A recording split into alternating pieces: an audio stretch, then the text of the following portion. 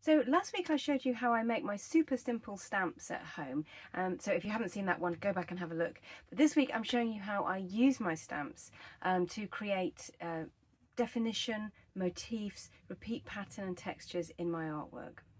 And at the end of the video, I'm going to show you how you can get a little extra bonus print from your stamping session. So do keep watching for that. If you don't know me, I'm Ruth. I'm an artist, a hand printmaker and a teacher, and I make videos from Bristol, UK, my little shed studio, as you can see. I help artists to deepen their practice through hand printing at home. So do consider subscribing, or you can join my email list from the link in the description below, and that way you get monthly inspiration, tips, all my content straight into your inbox every month. So let's get started. So first off, I'm going to show you the dabbing technique, as I call it, where I'm just going to literally dab my ink onto my stamp to push it in. So I'm just creating a little sort of pad with this kitchen towel. You could use a little rag or anything like that, but just a nice little pad, and then I just dab, dab, dab into my paint until I've got a fairly even amount on my pad.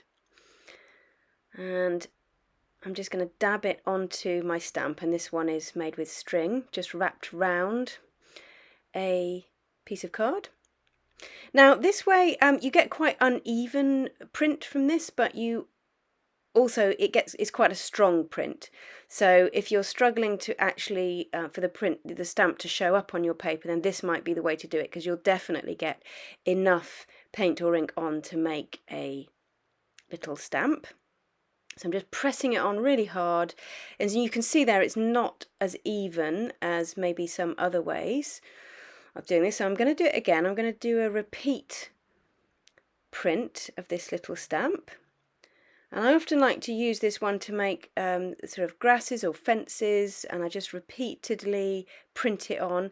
And I could turn it a different way at this point so that it doesn't look too even. And again, just pushing it in slightly off, so not registering it.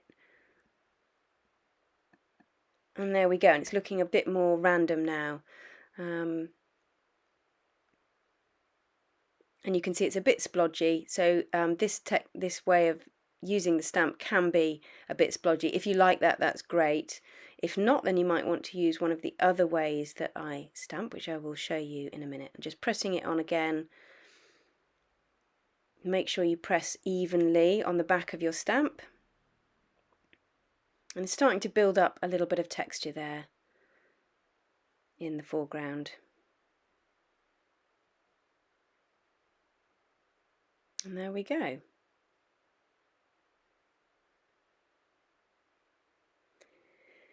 So one of the other ways that I put ink onto my stamps is to roll the ink on. So I'm just putting a little bit of, this is actually oil paint, but you could use ink, relief ink, whichever you have. Just rolling a bit out, so I've got a nice even layer on my roller. And then I'm going to roll that straight onto the stamp. Just make sure it's got a nice even layer. Now, as you can see, there is a little bit on the edges there, and I will just use a little bit of kitchen towel just to get the main amount of it off. Because if you have got quite a lot of ink on the edges, it will print as you push it into your paper. So just make sure you've got the ink off the edges, and then you just press it into your paper. And again, you can sort of see where it's going to be because we've put the stamp right up to the edges of the base. And there we go.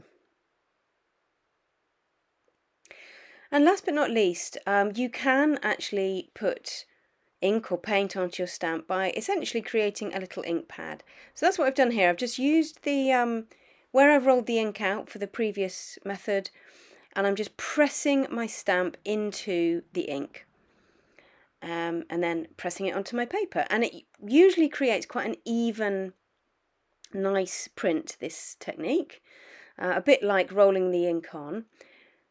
And I'm being quite careful to not smudge it too much on my improvised ink pad, because you'll see in a moment that that can be printed from as well.